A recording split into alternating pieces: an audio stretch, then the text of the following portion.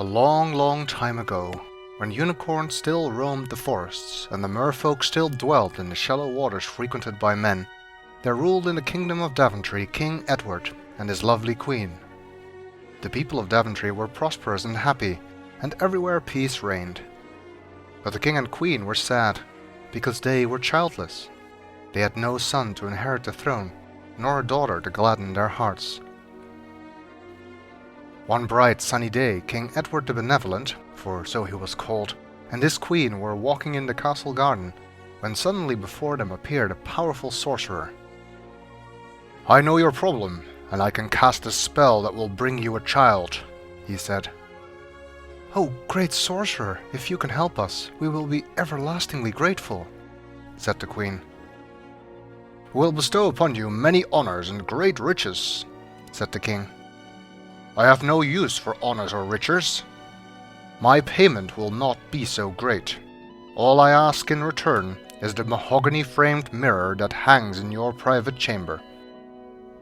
The sorcerer's words gave them pause, for that mirror was priceless. It had the power to read the future and help to keep Daventry prosperous. The royal couple used it to foretell the weather for planting and harvest, as had the kings and queens before them. It had been hundreds of years since a crop had been planted before the last frost, or had been ruined by autumn rain. What the sorcerer desired was indeed valuable. The king and queen retired to their chamber to consult the magic mirror. King Edward and his wife gazed into the mirror's depths and saw a young princely figure with a gold crown upon his head. Imagining the youth to be the son they yearned for, the royal couple gladly bestowed the mirror upon the sorcerer. He took it to his dwelling, where he set one of his beasts to guard over it. The months passed, and the queen did not conceive a child. For the first time in 400 years, Daventry lost the harvest to an early autumn rainstorm. The king and queen wept, and everyone tightened their belts. Instead of having excess produce to sell to neighboring kingdoms, the people of Daventry had to supplement their stores with food bought elsewhere. With famine came the dreaded plague, and the queen was stricken. For 3 days she lay in the grip of a great fever, with Edward maintaining a constant vigil by her side. On the 4th day of the queen's illness, a diminutive figure pushed his way between the legs of the castle guards. "I have a cure for the queen," he claimed. Quickly the courtiers ushered him to the queen's chamber, where the king despaired. "I have traveled a great distance to bring relief to your dear wife. This powerful root known only to dwarves will cure any plague." The dwarf leaned over the queen and touched the root to her lips. Her eyes fluttered open, and she smiled at Edward. The queen's attendants looked at each other in wonderment. "Only a touch revived her," they whispered. "Imagine how fast she will recover when given the whole root." "Ask any reward for this miraculous gift, O small one," exclaimed King Edward. "I ask in repayment the shield left you by your father when he died," said the dwarf softly. The king paled at the thought. The shield, made of titanium and set with emeralds, was traditionally carried in battle by the ruler of Daventry. Legend held that he who bore the shield was invincible, and his army always victorious. Thus there had been no successful attack on the kingdom of Daventry for over 500 years. "Ask again, little man. I will give you your weight in gold, but please do not ask for the shield," said the king. "You do not appear to value your wife's life, your highness," said the dwarf. "I will take no other reward than that which I have requested." Haughtily, he turned to go. "Come back," Edward called. "I'll give you the shield." The dwarf took the shield and secreted it away in a hole in the ground, in the way of dwarves.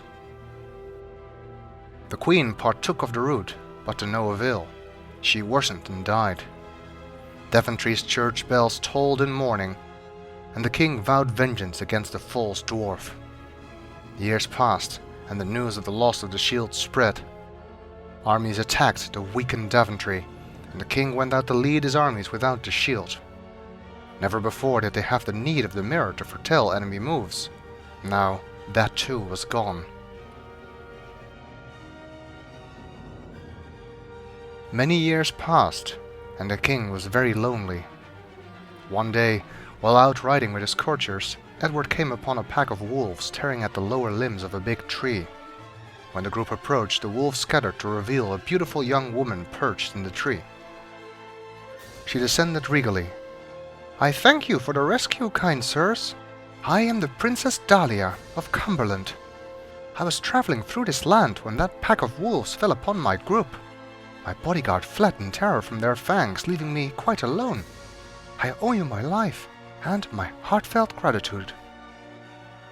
King was charmed with the Princess Dahlia and brought her back to his castle to visit. He felt new life coursing through his veins, and knew it was because he had met someone who might fill the loneliness left by his late queen. In due time, Edward asked Dahlia to marry him, and she accepted. The people of Daventry were wildly excited at the prospect of a new queen, and hopeful again of an heir, and made preparations for a glorious wedding celebration. On the night before the wedding, when the air was thick with toasts and merriment, Princess Dahlia bid Edward good night. He never noticed her hand stealing up to his belt and extracting the ring of keys hanging there.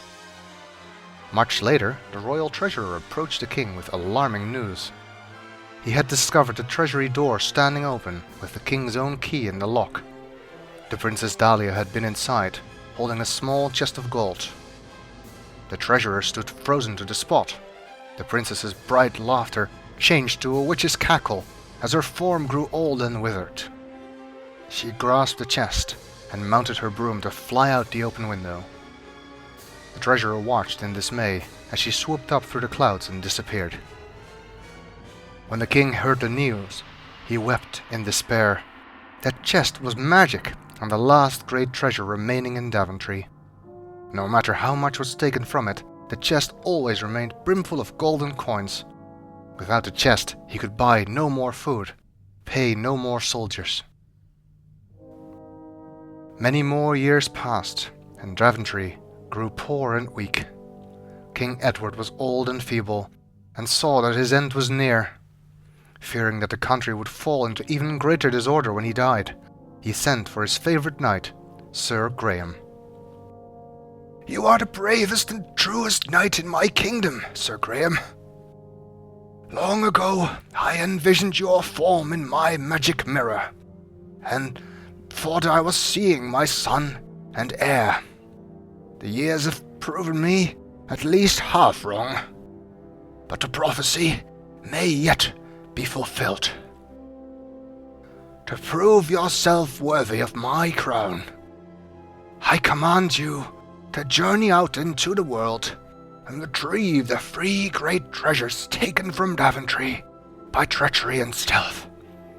Succeed in this great quest, and you shall become king upon my death.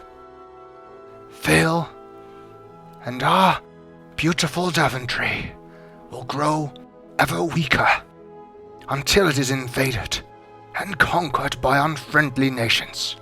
This I promise by all that is honorable and right. May you return victorious, Sir Graham."